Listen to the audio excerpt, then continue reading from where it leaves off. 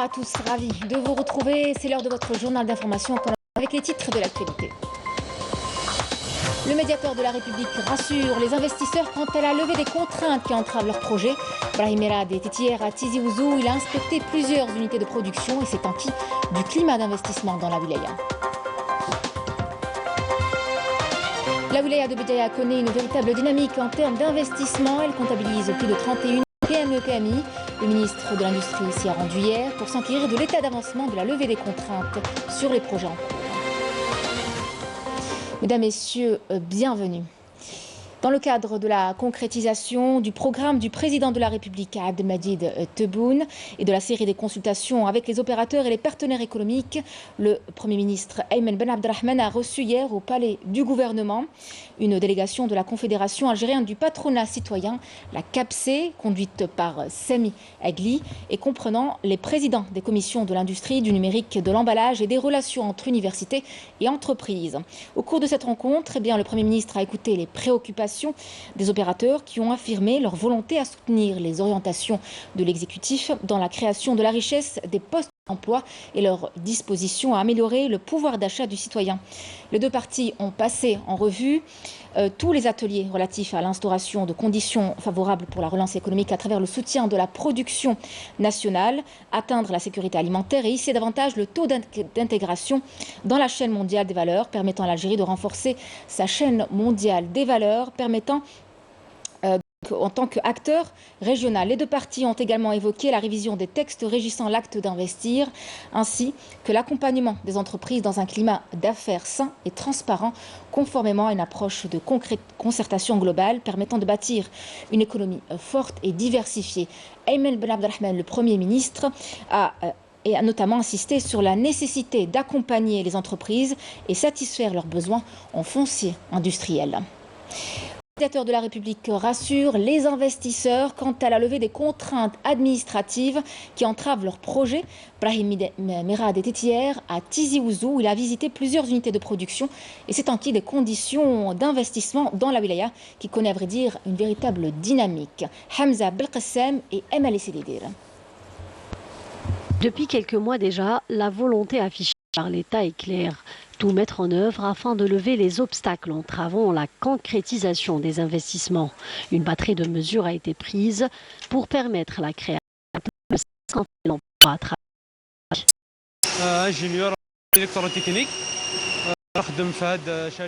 Je suis ingénieur en électrotechnique. Je travaille dans cette usine depuis 1 an et demi. Dès que j'ai décroché ce poste, j'ai bénéficié d'une formation de 6 mois. On fabrique toutes sortes de profilés en aluminium. Des experts turcs nous ont appris tout le processus de fabrication. Nous avons actuellement 67 employés, mais avec l'extension, nous allons atteindre les 165 employés. Il faut savoir que le président de la République avait donné des instructions pour lever toutes les entraves qui bloquent les projets. Parmi les nombreux obstacles levés, il y a celui du raccordement électrique. Nous avons levé le gel sur 834 projets, ce qui a permis de créer exactement 32 171 postes d'emploi au niveau national. Avec le lancement des autres projets bloqués, nous atteindrons plus de 50 000 postes d'emploi. Durant sa visite d'inspection dans la wilaya de Tizi Ouzou, le médiateur de la République, Brahim Merad, a procédé à l'inspection de plusieurs petites et moyennes entreprises, insistant sur le rôle vital dans l'alimentation du marché local de divers produits.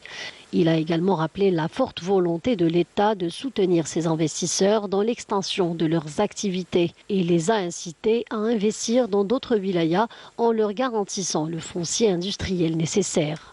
Cela fait 3 mois que nous sommes entrés en phase d'exploitation. Ils nous ont vraiment facilité les choses. On produit 21 millions d'œufs par an. 160 000 poules pondeuses. Ils nous ont promis de nous soutenir pour développer notre activité puisque nos résultats sont satisfaisants.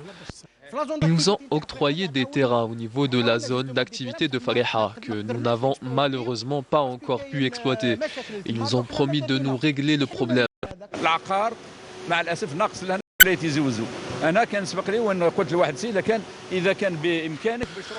Il y a un manque de foncier ici à Tizi Ouzou.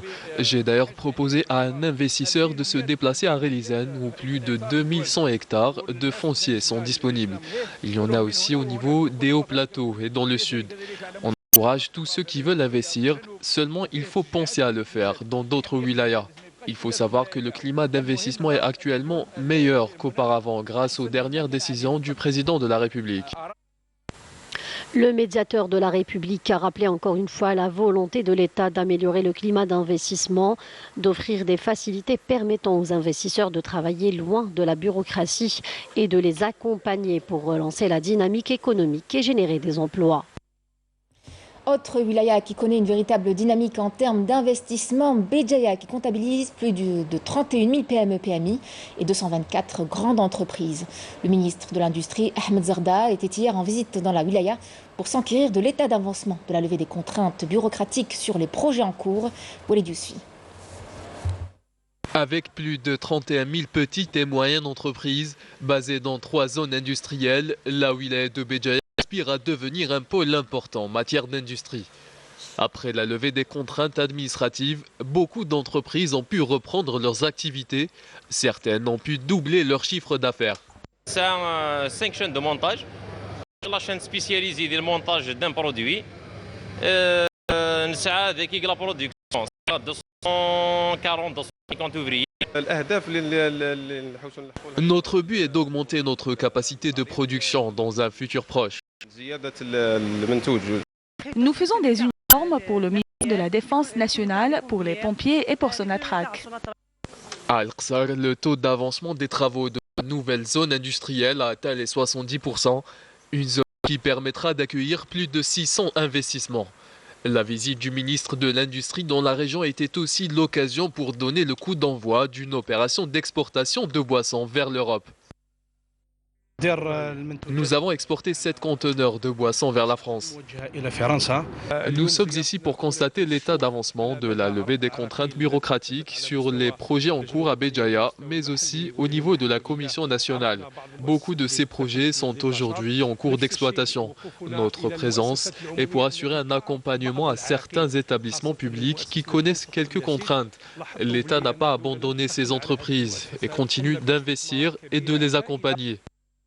À l'issue de sa visite, le ministre de l'Industrie, Ahmed Zarda, a annoncé que le nouveau code des investissements sera promulgué dans les prochains mois, une mesure destinée à renforcer la stabilité du système juridique de l'investissement en Algérie.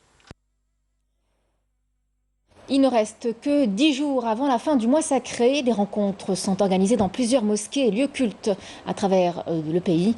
Les rencontres El-Zahra organisées par la Zia Al-Hebriya en font partie. Le ministre des Affaires religieuses et des Waqf, Youssef Belmahdi, a présidé la conférence d'hier autour du parcours de l'émir Abdelkader, le moudjahid érudit qui a dédié sa vie à l'indépendance de l'Algérie, à la préservation de son unité. Je vous propose de l'écouter. Youssef Belmahdi.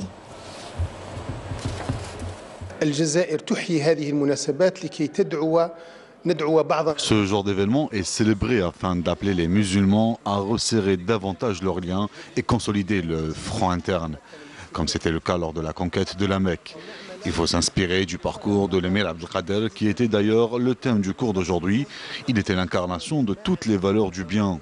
L'émir Abdelkader est considéré comme l'un des plus grands hommes qui ont marqué l'histoire de l'humanité grâce à ses idées, à sa piété, son savoir et son engagement.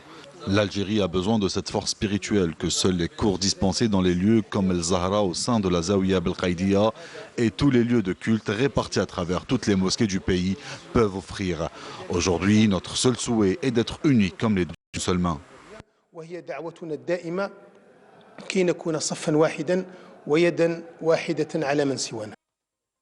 Situation toujours aussi tendue à l'esplanade des mosquées Al-Quds occupée avec cette énième agression de Palestiniens par la police du régime sioniste. Ce matin, de nouvelles violences en ce mois sacré de Ramadan. Au cours de la dernière semaine, plus de 200 personnes, majoritairement des Palestiniens, ont été tuées, blessées lors d'agressions. La police de l'occupant sioniste ayant même profané la mosquée d'Al-Aqsa. Les membres de l'Assemblée générale du Comité olympique algérien ont adopté à la majorité les bilans moraux et financiers de l'exercice 2021. L'ouverture s'est déroulée en présence du ministre de la Jeunesse et des Sports, Abdelrazak Sebgag. Et à l'occasion, plusieurs noms du mouvement sportif algérien ont été honorés. Le défunt Mohamed Amel Maouch, premier président de l'histoire du COA et de la Fédération algérienne de football. Mustafa Al-Fawi, ancien président de la Fédération internationale de natation et autres personnalités marquantes du monde du sport en Algérie. On écoute ces déclarations. Le comité olympique algérien est sur la bonne voie.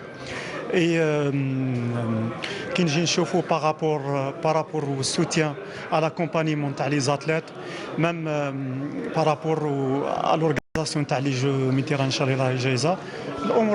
bien. Pour l'Assemblée générale ordinaire d'aujourd'hui, je pense qu'elle s'est passée dans de très bonnes conditions. Le bilan qui a été présenté a été clair, net et précis, le bilan financier également.